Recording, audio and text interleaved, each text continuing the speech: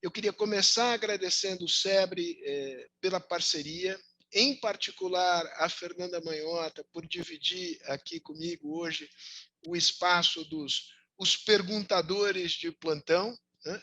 Buscaremos incorporar as perguntas do público, já peço desculpas de antemão, com certeza não vou conseguir incorporar todas as perguntas que nos chegarem, vamos fazer o possível para acolher o maior número de perguntas que pudermos. Aqui, uma coisa importante para que a gente estabeleça aqui uma espécie de regras do jogo. Não necessariamente aqui estamos aqui com visões convergentes sobre o significado, as razões e os desdobramentos da guerra na Ucrânia, né? Temos argumentos diferentes, muitas vezes sentimentos diferentes em relação a essa questão, mas o propósito desta discussão aqui é ouvir uma perspectiva qualificada e não necessariamente coincidente com a perspectiva majoritária do público brasileiro. Ninguém melhor do que isso, do que o Dmitry Tremin, para nos oferecer essa perspectiva. Dmitry esteve conosco aqui, salvo engano, em 2019, presencialmente, né, antes da pandemia, nos brindou aqui com uma palestra que, salvo engano, o título era Deve o Ocidente temer a Rússia? Né? E me lembro da frase que o Dmitry usou ao começar a sua palestra, foi mais ou menos a seguinte: the West should not fear Russia, but should handle it with care. Né? Que me pareceu uma maneira muito interessante de começar aquela exposição. 2 anos, 3 anos depois, estamos numa situação bastante mais aguda, bastante diferente. É muito oportuno contar aqui com o Dmitry. O Dmitry é um scholar que hoje dirige o Carnegie Center em Moscou. Tem uma formação acadêmica na área de relações internacionais e de segurança. É um coronel aposentado das Forças Armadas da então União Soviética e hoje Rússia, ou seja, é uma pessoa que conhece a Rússia por dentro, né? E, ao mesmo tempo que é uma pessoa que tem um diálogo já de muitos anos com o que nos convencionamos chamar de o Ocidente. Eu acho que é um momento muito oportuno para a gente estabelecer aqui nesse espaço um diálogo. Sendo um diálogo, eu vou parar de falar, porque já falei demais. Queria pedir um momentinho aqui para mostrar as empresas que apoiam a Fundação Fernando Henrique Cardoso, em particular a sua programação anual de seminários, estão todas elas aqui. Queria agradecer, sem elas não seria possível fazer o que estamos fazendo.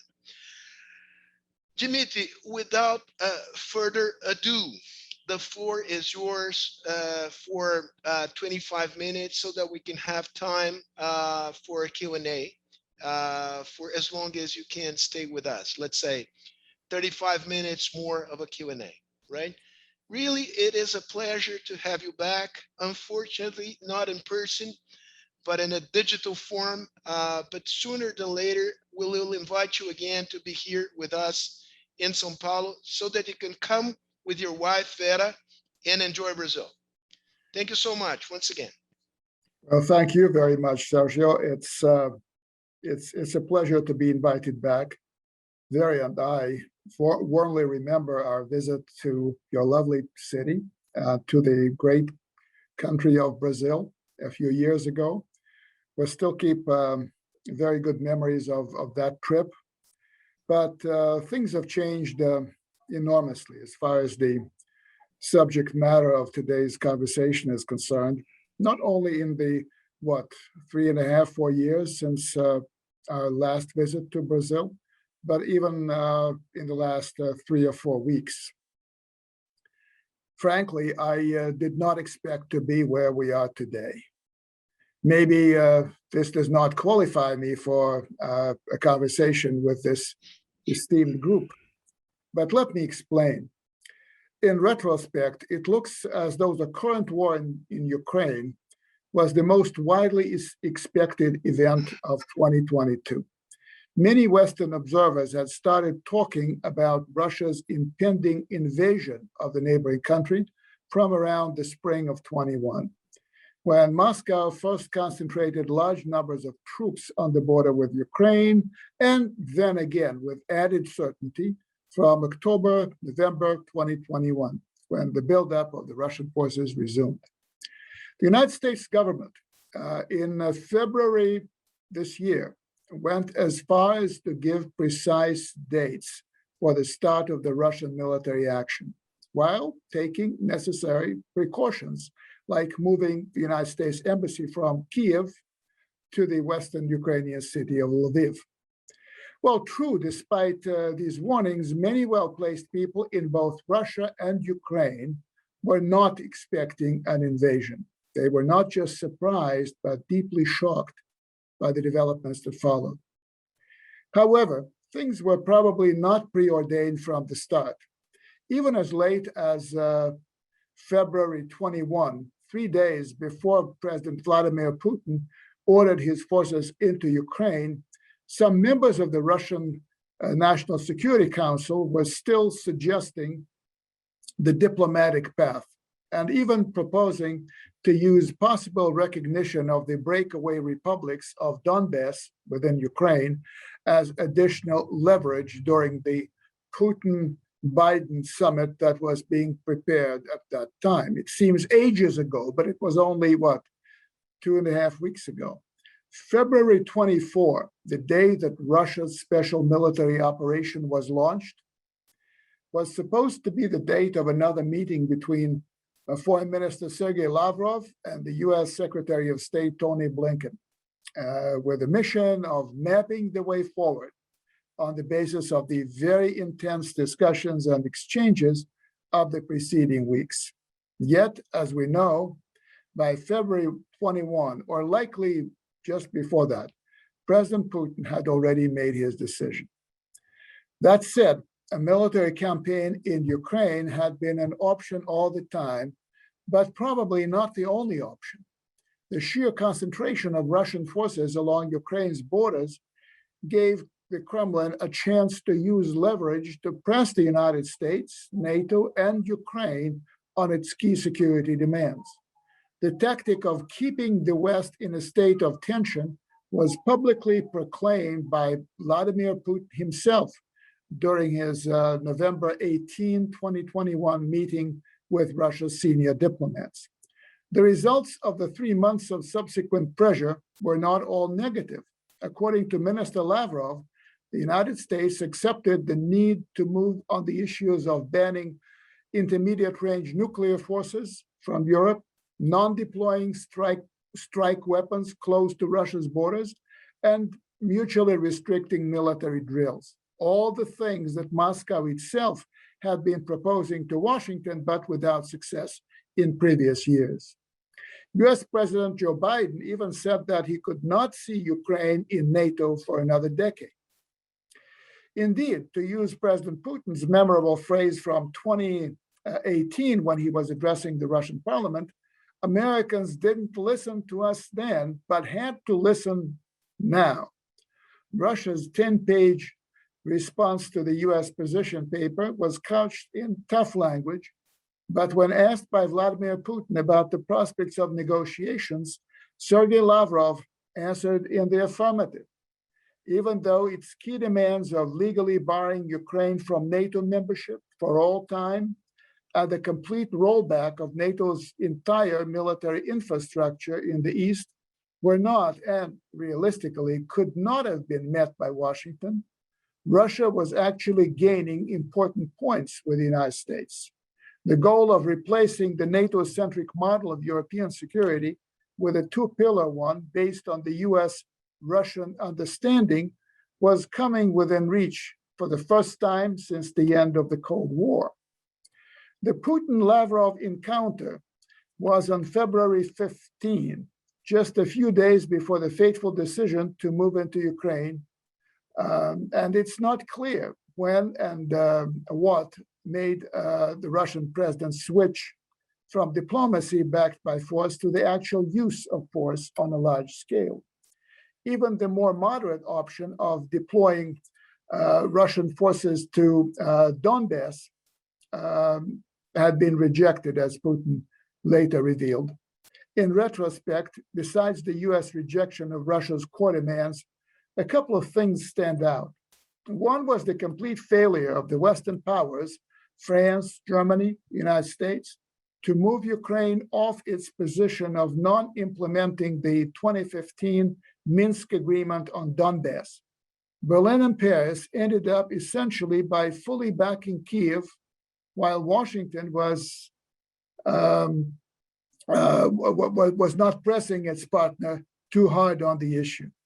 The February 10 meeting of the political advisors of the so-called Normandy group of France, Germany, Russia, Ukraine, which had been expected with some hope following the previous get-together in Paris in January, turned out to be a complete fiasco. Of all members of the Russian National Security Council who spoke during the televised session on February 21, Dmitry Kozak, Putin's representative on the Normandy group, sounded perhaps the gloomiest. Putin's own meetings with France's President Emmanuel Macron and Germany's Chancellor Olaf Scholz, both in Moscow, were visibly tense, and they were probably the final confirmation of a complete deadlock. The meeting with Scholz also led to a public row over Putin's characterization of Kiev's policies in Donbass as quote-unquote genocide. And Scholz refused to agree, and then there was an awkward comparison between the situations in Donbass since 2014 and in Kosovo in 1998, 1999, just before NATO's military intervention against Serbia. Worse, upon his return from Moscow, the German chancellor called Putin's notion of genocide in Donbass, quote unquote, ridiculous, which the Kremlin considered blasphemous, particularly coming from a German leader. Russian officials have long pointed out that the violent conflict in Ukraine actually started when the Maidan leaders in Kiev, having toppled the elected President Viktor Yanukovych in February 2014, unleashed a military campaign against the people of Donbass, who rejected what the Russians called the coup in Kiev and held a referendum on independence from Ukraine. Since that time, the fighting in Donbass has continued, the occasional ceasefires notwithstanding, for 8 years, claiming over 14,000 lives. Kiev blamed Russia that supported Donbass for all the violence. The West accepted that interpretation, while the outskirts of Donetsk, a major city just 4 miles from the front line, was constantly suffering from Ukrainian shelling. To cap it all,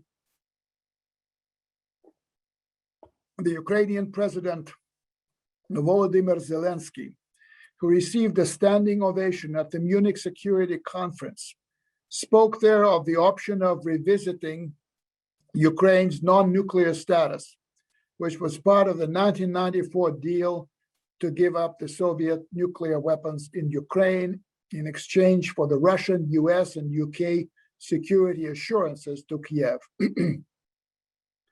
Out of sympathy for Ukraine, Zelensky's public comment was not strongly rebuked by his Western partners. President Putin, by contrast, took Zelensky's comment not as a gaffe or as desperate rhetoric, but as a first move to legalize what he, Putin, had suspected to be Ukraine's nuclear project, carried out in secret over a number of years. As the war in Ukraine unfolded, Putin and Russian officials put the nuclear issue up front as one of the principal reasons for the decision to invade. Well, looking back, one should have followed Putin's public remarks closely and taken them more seriously, it seems. The Russian proposal passed on to the United States and NATO in mid-December 2021 were not a wish list, not even a set of demands. Those proposals were, in fact, Putin's security policy objectives in Europe. to be reached by diplomatic means if possible, or any other means, including military ones, should the diplomatic path be blocked. One might have noticed that unlike his ministers and ambassadors, the Russian president, even when asked point blank, refused to say that Russia would not invade Ukraine. To Putin, Ukraine's non-membership in NATO, its status as a country that does not deploy weapons capable of reaching Russia and does not cooperate with other countries in the military sphere, as well as the rollback of NATO's military infrastructure to where it was in 1997, that's to say, before the alliance started to enlarge to the east, were existential issues in terms of Russia's national security. Speaking before his generals in December 2021, Putin stated that Russia was back to the wall, having nowhere to retreat. In Putin's logic, should diplomatic talks bring no desired result on the principal issues, the only way left was to push back in force. Putin allowed some time for diplomacy, but as he said up front, not for endless negotiations. He might have continued a bit longer had he seen an indication that a deal that would suit him was reachable. Instead, he saw his opponents closing ranks, and he could not allow them to call his bluff. Until last month, most Russians thinking about a war against Ukraine was thinking about something totally impossible, or thinking the unthinkable. To Vladimir Putin, who still maintains that Ukrainians and Russians are one people, the decision to move in was certainly hardest to take, but he crossed the line. The sight of him standing absolutely alone on Christmas night in a church on the presidential compound near Moscow was deeply striking. One could only wonder what was going on through his head at that time, while never able to penetrate it. Now we know about the past, not about the future. February 24, 2022, closed books on a whole era in Russian history that began with the breakup of the Soviet Union in December 1991.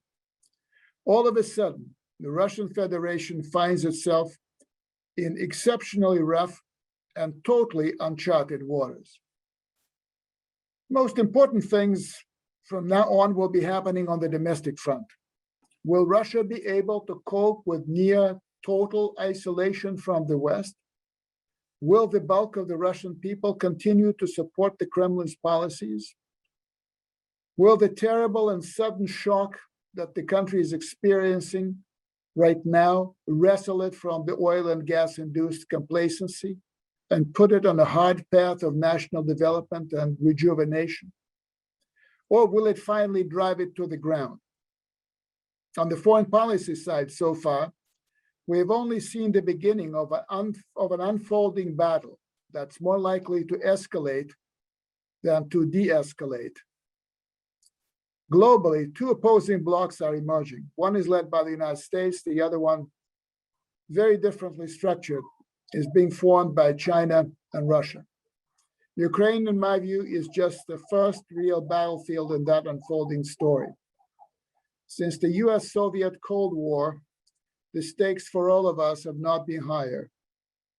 As Vladimir Putin said in an interview with an American journalist a few years ago, we don't need a world without Russia.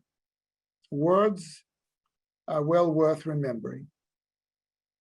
Thank you. Let me stop here. I want to give the floor to the audience. I understand you have questions, and I'm here to at least take them. I don't know how well I will be responding to the questions, but I will try my best. Thank you. Thank you, Dimitri. Please, Fernanda, take the lead. Okay, hello everyone. Good morning. thank you for the invitation. I would like to thank Fundação FHC for this opportunity and say that it is a pleasure to be here representing as well SEBRI at this event. I would like to thank Mr. Dimitri Trenin for his presentation, very interesting presentation, and of course for being open to answer our questions. So I'll try to make the first one, and I encourage you from the audience to send your questions as well. So Mr. Dimitri, some consider that the strengthening of the Western partnership and the expansion of NATO towards the Eastern Europe maybe could lead to the creation of an Asian or Indo-Pacific military alliance, potentially between China and Russia, as you just mentioned. Do you think it would be feasible? This would be my first question. The short answer is we're witnessing it even now. A longer answer would have to take issue with the word military alliance. I don't think that what China and Russia are doing together can be described in the terms that are currently being used. When we say a military alliance, we mean today something like NATO. Let's say 40 years ago, we meant something like NATO and the Soviet-led Warsaw Pact. Now it's a different kind of an alignment. There will be no hierarchy. There will be no joint command, but there is going to be much more cooperation and much closer coordination. It is striking that China, for the first time, has taken a stance on European security issues. China has supported Russian demands that I've mentioned in my presentation, Russian demands on the United States for a different kind of a security architecture in Europe, not NATO-centric, but based on US-Russian understanding, or US/NATO Russian understandings. China has not supported overtly the Russian military operation in Ukraine, but China has laid the blame for the reasons that pushed President Putin to move into Ukraine on the United States. NATO enlargement, rejection of Russia's key proposals, and a refusal to push Ukraine toward implementing Minsk, such like things. China will be very circumspect in its support for Russia. China has a lot of business with Europe. It doesn't want to lose that. China still has important business interests in the United States. And again, for example, when Russian, you know that you may know, you may not know, just give you one example. Most of the planes that were flying in Russia or out of Russia were being leased by Russian air companies from Western owners. And now the owners basically ordered Russia to return all those planes. And the few planes that Russia itself owns will need spare parts. So Russians turned to the Chinese for spare parts, and the Chinese said no, because they know that should they give spare parts to Russia, they will be placed under secondary sanctions. So we live in a world in which old notions of private property, for example, sovereign property, are no longer valid. For example, the United States and its allies have essentially frozen about half the currency, the exchange, foreign currency reserves of the Russian central bank, just like that. We're talking about $300 billion. So it's a game that's being played for big. China is very much a player there.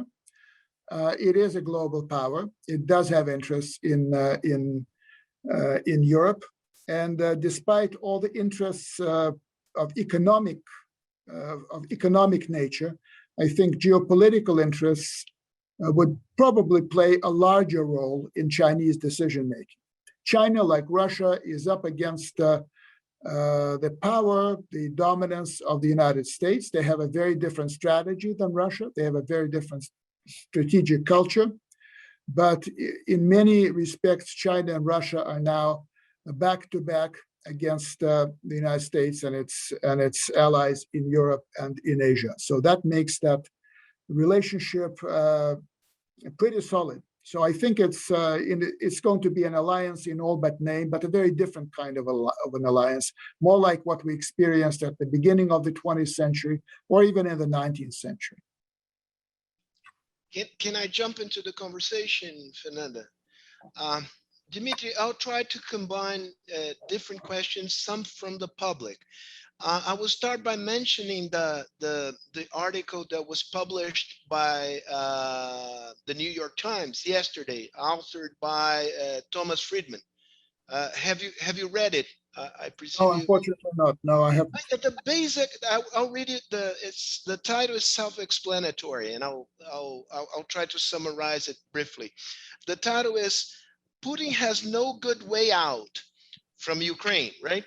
And that really scares me, right? And the thrust of the argument, Friedman's argument, is that Russia, Putin himself, has miscalculated the West resolve and the Ukrainian resistance. And now Russia is bogged down in a sort of very costly and endless war.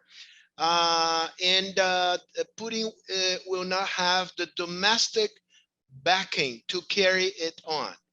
And the scenario that Friedman depicts is one, it's a gloomy one. It's not the replacement of Putin with some kind of liberal leader in the Kremlin, but the crumbling down of the power structure in Russia, leading to an infighting between different oligarchs and in a country with oil and atomic weapons, right? And that leads me to the question that was raised by Décio Gazzoni, which is how strong or weak is the domestic backing to Putin's quote unquote war of choice in Ukraine? Can you repeat your very last words? It's not my question, it's from the public. Décio Gazzoni asked it. It is about how strong is the domestic backing to Putin? Okay. I get right? you. All right. Right. Well, things are very fluid. Right after the operation was launched and the war started, Putin's approval has jumped, well, if you believe the polls, it's jumped about 8 percentage points from 63 to 71. The support for the Russian forces, again, rallying around the flag and all that, is 84%. But as I said, things are fluid. Things will change if the campaign bogs down, if the number of casualties rises, if the situation in Ukraine is a total mess and unwinnable, essentially. It's certainly a scenario that one has to take seriously. The rest, I think, is a fantasy. The military plus the oligarchs, tearing Russia apart and all that. This is one of these scary scenarios you can paint. I don't know what evidence you can have for that scenario to call it credible, because the oligarchs essentially are people who are not very, how shall I put it? They're not independent players. The Russian military have a history of taking power into their hands. So we can discuss all these things, but it's a fantasy world. It is more likely, I think, that if things go bad, you need to realize that this is not a war, and this is how it's seen by the bulk of the Russian people. It's not a war between Russia and Ukraine. Ukraine is not seen as Russia's biggest enemy. Rather, it is seen as a Trojan horse or the tip of the spear of the United States. So the real adversary in this situation is the United States. For one nuclear superpower, which Russia still is, to accept its defeat at the hands of another nuclear superpower is something that I find questionable. The scenario that you painted essentially spells the end of Russia, at least as we know it today. And if you would recall the last words I used in my presentation, Putin's very chilling response to an American journalist, I think it dates back to 2018. He said, "We're not interested in a world without Russia," whatever that may mean. I think those are very chilling words. And let me underline, this is not a conflict between Russia and Ukraine. This is not an isolated case. This is, as some of my American friends called it, Ukraine represents or may represent an unsinkable aircraft carrier controlled by the United States and parked at Russia's doorstep. Some of you may recall the Cuban Missile Crisis of 1962, when President Kennedy went all the way to the brink to expel Soviet missiles from Cuba. Had Premier Khrushchev not been cooperative in that situation, we would not be sitting here today. Many of us would not be born. So it's all pretty serious. And this is why I, toward the end of my remarks, I broadened it out to the global scene. We're not dealing with an isolated crisis, we're dealing with a world crisis. And China is very much part of that. And I think that for Russia, the answer to being bogged down by the United States is escalation, could be escalation. And then all bets are off. Before handing it back to you, Fernanda, just let me make clear that that gloomy scenario of disintegration of Russia as we know it, it's not a scenario that I painted. I was just referring to one of the scenarios that Thomas Friedman painted in his. All right, in his article. All right, Fernanda. Okay, so Dimitri, then maybe we could go further in this approach regarding the domestic forces, because as I see here, the most part of our audience are very interested in this approach. So a lot of people, for example, asking which stakeholders would need to be affected in order to change the Russian government's foreign policy. So a lot of questions about public opinion in Russia, very connected to what Sergio just asked. But also, we are receiving many questions about economy. And I would like to address one of them.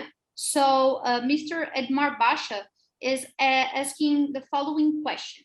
He says, although you, Mr. Training, says that the war will escalate, the perception in the markets today is that Putin will back up in face of the Ukraine, of course, in face of Ukraine's capacity to resist and the extension of the West sanctions. Do you believe that the markets are wrong? Well, the markets are very fluid. They markets respond to the latest headlines. That's what they always do. And it is true that the Russian forces have not performed as well as the commander-in-chief has probably expected them to. And there are certainly hazards of of being bogged down. You need to realize that this is a war in which it's very different from, let's say, from the war that the United States had in Iraq. Iraq was totally isolated. The United States could bomb any target without any condemnation by the international community. So could do essentially anything. No one was sanctioning the United States. In this situation, Russia is having a very difficult task, the Russian forces, of engaging with an enemy that goes into the cities often and mixes with the local population. So that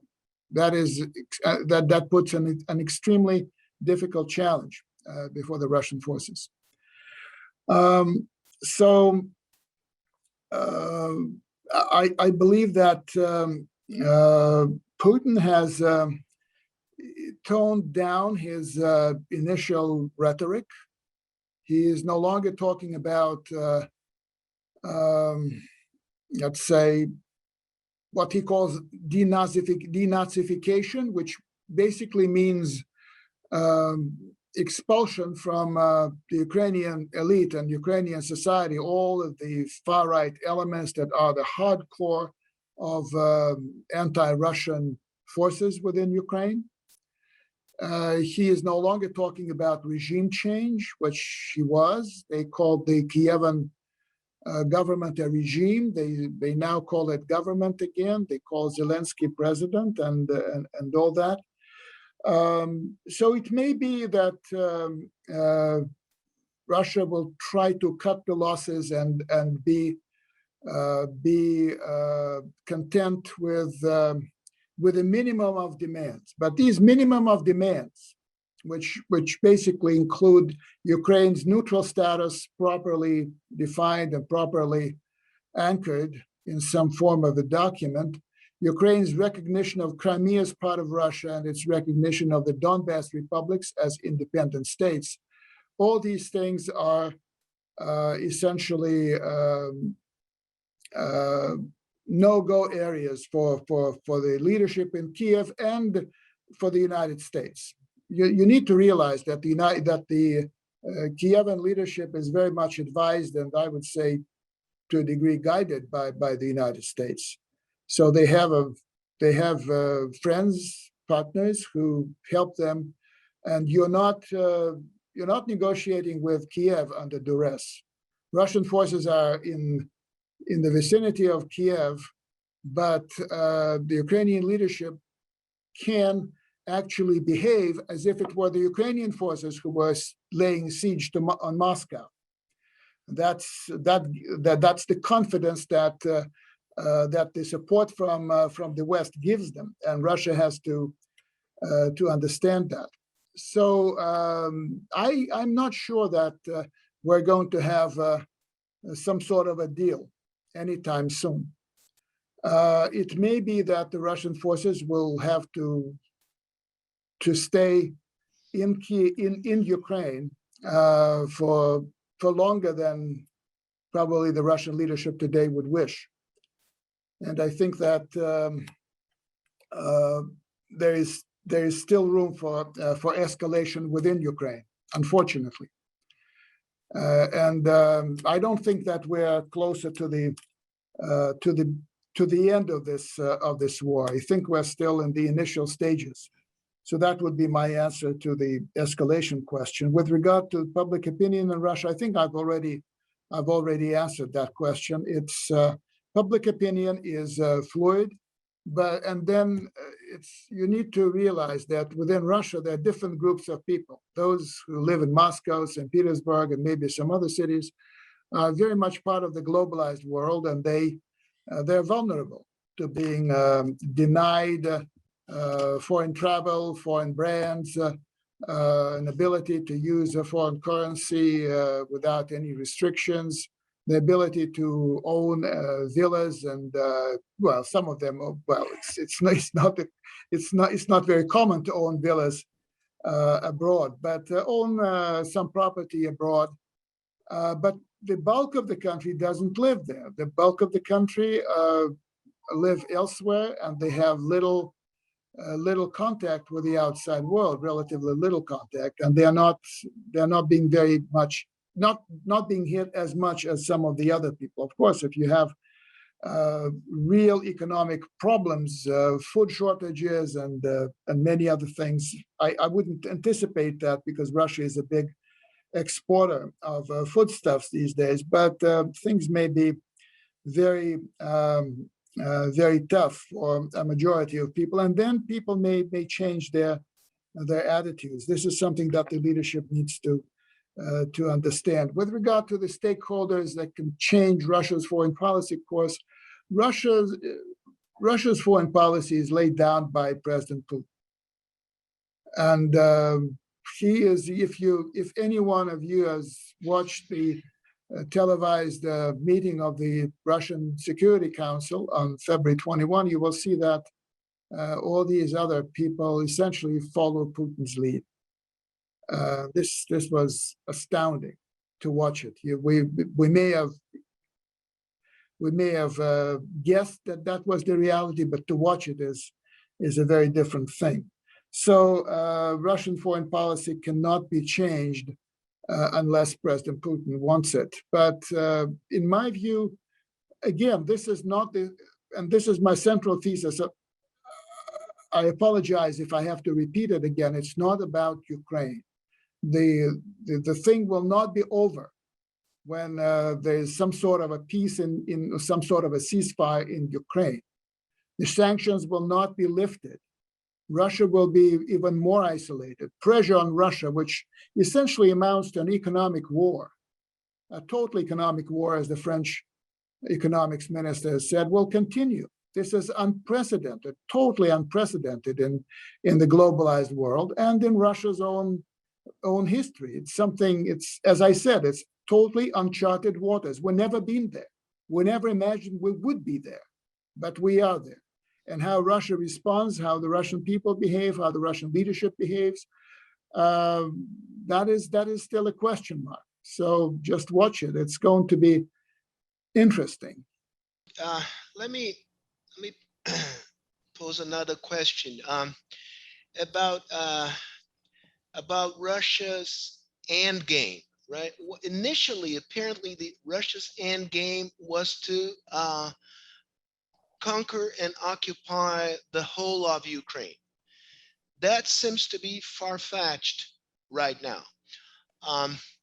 Further than that, I think when you say that Putin in his mind wants history to retrogress to status quo ante 1994, which is before the expansion of the European Union to the east, what does this exactly mean, right? In terms of what Russia or Putin would expect from the European Union and the United States and NATO to pull back their troops from Eastern Europe? Is this a realistic expectation?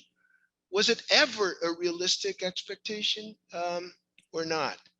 Well, let me give you a direct answer to that question. I never thought it was realistic.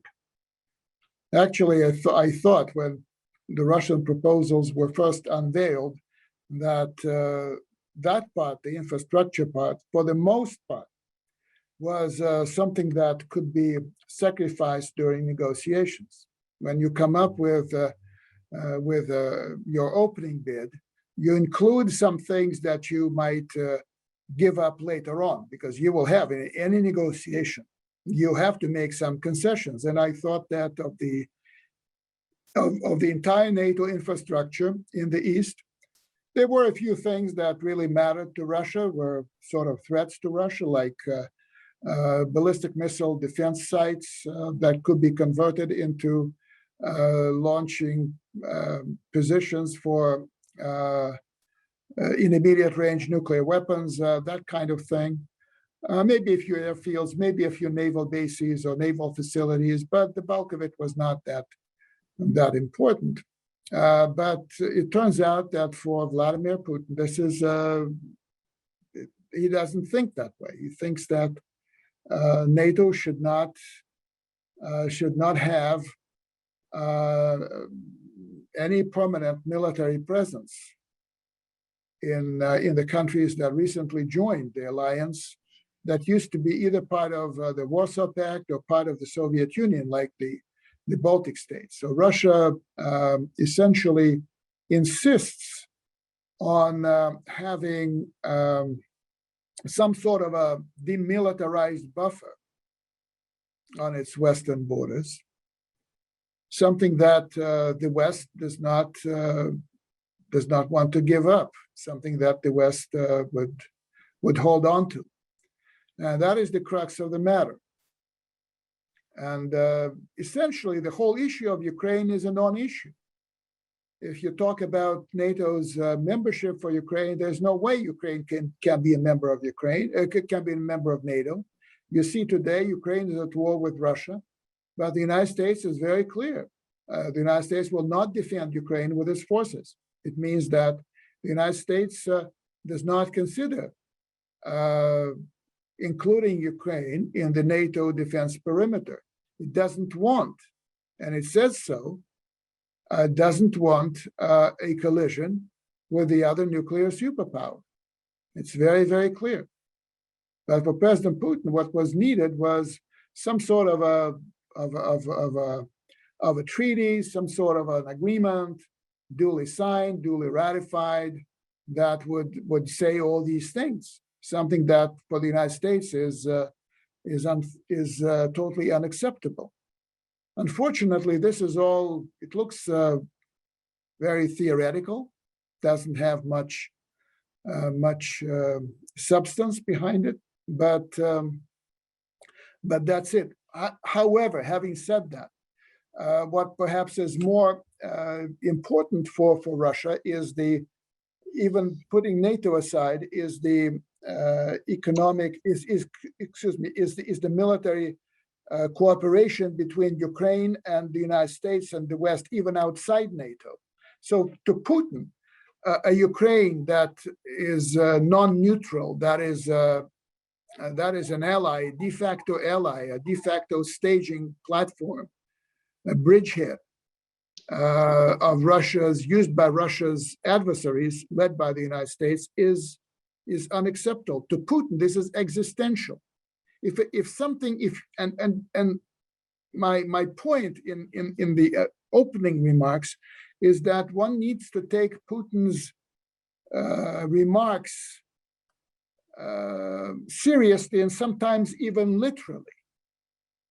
If he calls something existential, that means that he's prepared to fight for it, to fight not with words, but with the means that he has at his disposal. So the game is far more dangerous than people might think. Including nuclear weapons, you would say.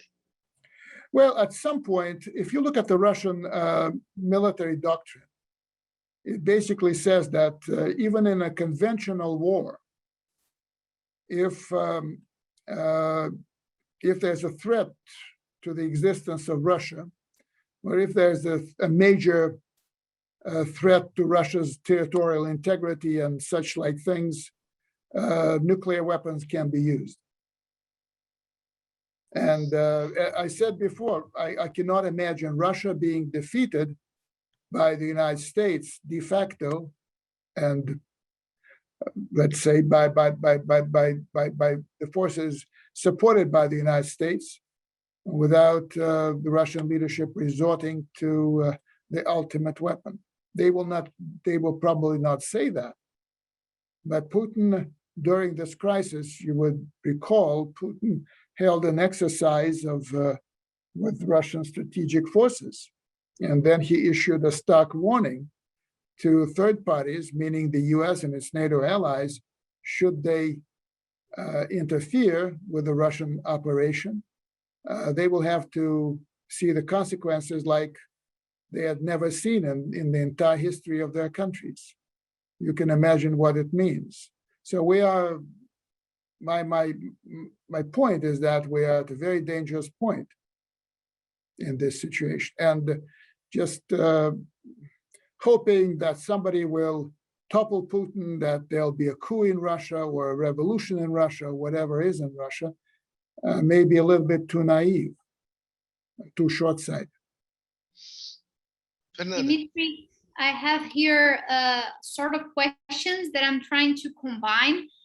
Most part of them are related to what you just said about this end game of the conflict in terms of what Russia wants. So let me try to put here two very simple but complex, of course, questions. The first one is related to change of regime, change of leadership in Ukraine, because since we are listening to what you just said, for the President Putin perspective, the most important thing is not just NATO, but to guarantee that the US has no capacity of intervene or to influence Ukraine or other countries in the region.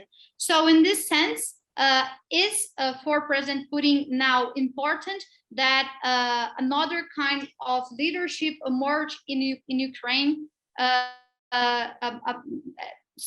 somehow much more pro-Russia than what Zelensky represents? This is the first question. So change regime is an end game to the Russian side at this moment. And the second question comes from Mr. Samuel Pessoa, who asks about European Union. He says, is a treaty in which Ukraine gives up NATO membership but can join the European Union acceptable to President Putin? Well, I think that what Putin wants is not, particularly now when he has experienced pretty stubborn resistance of some Ukrainian forces and the refusal of the Ukrainian leadership to simply flee to the West, which I think some people originally expected. What's important is not to turn Ukraine into a part of Russia or an ally of Russia or a satellite of Russia. I think that the end game here is to have a Ukraine that is genuinely neutral between Russia and the United States, Russia and NATO. A model for that could be, that's not what I would suggest, but what some people have been suggesting, even before the outbreak of hostilities, is Finland during the Cold War. So you have a country that takes Russian, Soviet in those days, security interests very seriously into account, but that pursues its distinct economic, domestic, political, ideological orientation, and is de facto part of Europe, even though it's not integrated into NATO. Finland was not integrated into the European Economic Community and all that. By the way, that situation was preceded in Finland's history by several wars that Finland and the Soviet Union had fought, in which Finland had to cede part of its territory to the Soviet Union and all that. So that there are some parallels. Of course, Ukraine is no Finland, and there is no leadership in sight in Ukraine that could be called, staunchly neutralist. Ukraine is, particularly today, I think, very animated against Russia, even more than before. And I simply cannot expect a leadership to emerge that would be, let's say, genuinely neutral. I don't think it can be supported by the bulk of Ukrainians today. With regard to the European Union, Putin has never said about the European Union. He's never mentioned the European Union. So what he cares about is NATO. And if, let's say, Ukraine's status in the European Union is the same as, let's say, Ireland's or Finland's. That, in my view, is something that potentially is acceptable, but it will be a long time before Ukraine qualifies to enter the EU. It's an emotional issue today. Ukraine asks to be admitted, but there are so many hurdles to be crossed before any country can be admitted to the European Union. EU membership is much more difficult to attain than membership in NATO. There are many NATO countries that are not members of the EU and will take a long time before they can enter the EU. Dimitri, I will try to combine questions here with my own questions, and as far as I can see, I have the feeling that Putin, not only Putin, but some people in the West are trapped in their own fantasies. Putin's fantasies is let's make old Russia great again, right? Incorporating Ukraine and if possible, building back the Soviet Union. I'm just kidding, right? In the West, there are people in high positions or in that are opinion makers who sort of nurture the fantasy of a liberal democratic Ukraine and a liberal democratic Russia in the short or midterm. In the West, you can have a sort of free conversation about this, and I think you can sort of find a way out of this fantasy, right? But inside the Kremlin, is there enough flexibility, enough room of discussion so that Putin can accommodate within his mind frame and his wishes a second best or third best solution to the conflict? Well, I've been to the Kremlin many times, but I haven't been privileged to sit down with Vladimir Putin and President Putin and discuss these things. So I have no firsthand experience of how things are discussed at that level. My recent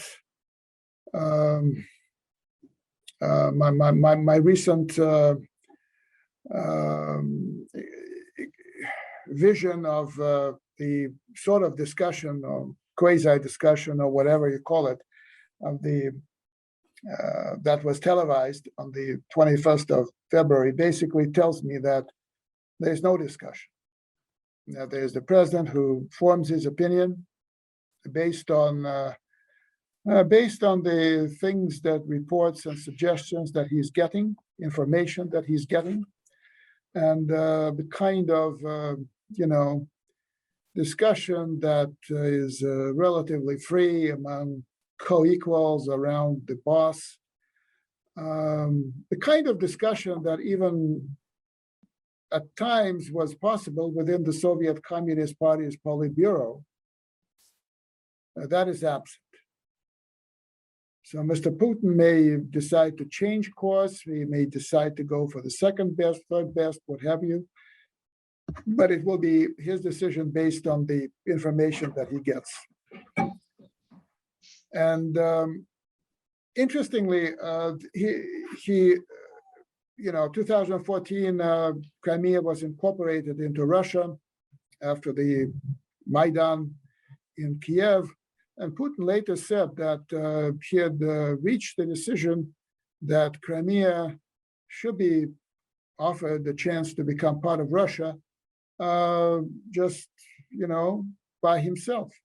He talked to a handful of people, less than half dozen, mostly, I think, to get their, let's say, support, get their approval of the decision that he had already made. So I don't think that there are these discussions. I don't think that the idea with Ukraine is, at least today, is to turn Ukraine into a province of a greater Russia again, alongside Belarus. Probably not. Probably they know better. But on the other hand, I always thought that they should have known better than to send forces into Ukraine.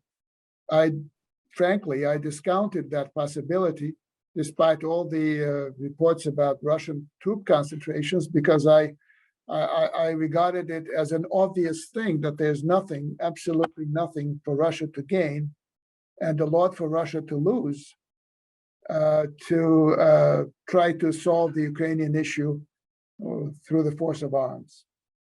But, there's a decision maker who decided differently, and we see it today. With regard to the West, I don't think that they care very much, frankly. I don't think that they care very much about Ukraine's liberal democracy. I think they realize that it's at best a long-term proposition. They've written off Russia as a liberal democracy forever is too strong a word, but if forever means not in my lifetime, not in the lifetime of this generation of Western politicians, oh yes, absolutely yes. I don't think there's a fantasy. There were these fantasies in the early 1990s, but let's say 30 years ago, there were such fantasies, but not since the mid-1990s, I don't think. So, well, that's all I can say on those two questions. Fernanda, I think we still have 5 minutes, I think. Okay, very good. So if it is okay for you, Dimitri. That's fine, Sergio.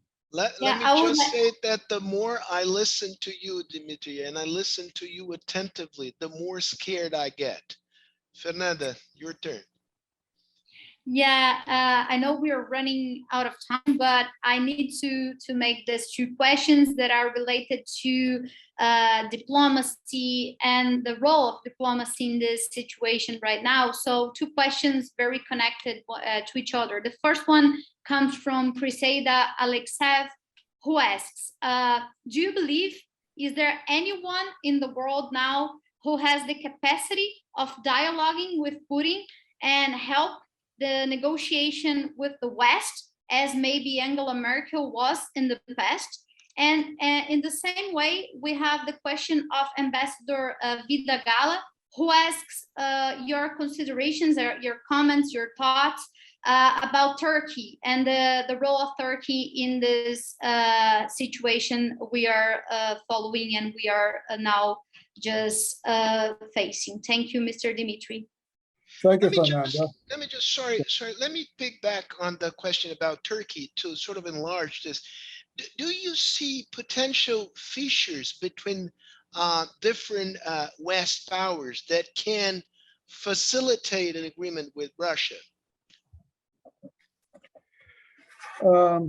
Yes. The answer is yes, in principle. I think that in principle, a diplomatic solution to this issue is possible. I don't think that we are doomed to go from one level of escalation to the next one, and then the next one, and then the next one, and then we blow ourselves up forever. I don't think that that's something that we're doomed to cover. But I believe that essentially we had an opportunity to do that in the 3 months preceding Putin's decision to go into Ukraine. Some sort of a diplomatic fix with regard to Ukraine's neutral status, I think, could be had. I remember February 2014, just before the Kiev Maidan, I was in Munich at the security conference, and I listened to Zbigniew Brzezinski, who was talking about, and the Ukraine crisis was already upon us. At that time, it was a domestic Ukrainian crisis. And he was basically saying that what we need is a Ukraine that is a neutral country, some sort of a bridge between Europe and Russia, and that's how it should be handled. But people were not interested in that, frankly. People in the West were interested in having Ukraine as a prize, as a vehicle to contain Russia on the one hand, and then to present an alternative to the Russian people who would be encouraged to topple the autocracy in the Kremlin and replace it with a version of liberal democracy, using Ukraine as a model, right? So if we are realistic, if we understand that, the Cold War was essentially an equivalent of a war. And the history of international relations tells us one thing. And that thing is that if you fail to accommodate the defeated party in a world war, and that defeated party is strong enough to recover after a while, then you will have a challenge from that country a generation later. There was a pathetic failure by the victors in the Cold War, those who call themselves victors in the Cold War, to accommodate Russia, because it was seen as, no longer important. Yesterday's news. Saudi Arabia was snow. All these. Or John McCain, what did he say? He called it a filling station masquerading as a state, or something like that. If you treat a country that has ambitions and has some resources and has nuclear weapons that way, then you have the result. I see a lot of people seeing the resolution of today's conflict in either restraining Mr. Putin or replacing Mr. Putin. That's not the path to go. He certainly needs to be reached out to, but someone needs to reach out to the people ruling the world from the vantage point of Washington, D.C. And that's much harder than dealing with Mr. Putin. And I'm more pessimistic on that than I'm on Mr. Putin. And that's where we are. So the problem is that in today's Europe, especially after Angela Merkel's departure, there's essentially no one who carries enough weight. There's essentially no one who has enough intellectual capacity, political acumen, just sheer weight of a leader, experience, all that. And there's no one who leads a truly strategically independent country in Europe, because there are no strategically independent countries in Europe at this point. The issue of strategic autonomy is something of a goal for the European Union and for individual member states of the European Union. It's not the reality. So if you depend on the United States for your existence, you entrust them with managing your security, protecting you against potential enemies or real enemies. How can you be on an equal footing with their leaders? There were such leaders in the past, say de Gaulle and some German leaders, Brandt, who were, whose temerity was astounding. They could do things, but there's no one today. So I don't see brokers around. Turkey is interesting because it's a country that follows an independent foreign policy. It has interests in Russia and Ukraine, and that's why the Turks have succeeded in bringing the Russian and Ukrainian foreign ministers together today and at Antalya, the first time since the start of the crisis. It was not a successful meeting, but it was a first contact at that level. So I think that Turkey might do that. China might be a broker, a player there. But will it be trusted by the United States? I don't know. Because again, we're not talking Russia, Ukraine. There's only so much that can be achieved between Russia and Ukraine. The issue is between Russia and the United States. And I see no one at this point, frankly, not even China, who could do that, unless the United States leaders decide that, compromising with Russia does not necessarily mean compromising oneself. The compromising with Russia may actually be a necessary element of one's own security. Because if something blows up in Europe, the United States will not be unaffected in a very physical sense of the word. Again, Putin's words are still ringing in my head 4 years on, and he means it. So that's, I'm sorry if I'm scaring you, Sergio, but you asked me to be candid and honest. And I thank you for that. That's what I've been. I can handle it, Dimitri. Okay, good to hear. Well, I think we've reached the end of it, unfortunately, Fernanda, unless you have final question. No, I think we're done, right? Yeah, we're done. I'm just trying to deal with all this information and the scenario. Yeah, that's right. I have my youngest son lives in Denmark, so when you talk about something blowing up in Europe, I take it literally, Dimitri. We're all in it, Sergio. We're all in it. The world is Yeah. much smaller than we think. Yeah. Thank you for your candid, thoughtful comments, answers, and presentation. It was a privilege and a pleasure, and I hope we can see each other again sooner than later. I look forward to that. Thank you, Stay Sergio. safe. Thank you, so Fernanda. Muito obrigado pela companhia. Obrigado a todos. Obrigado ao Sebre pela parceria. Take Thank care. you, Fernando. Thank you. Bye-bye. Thank you, Sergio. Bye-bye. Bye-bye. Thank you all. Bye-bye. Thank you. Bye-bye. Take care. Bye.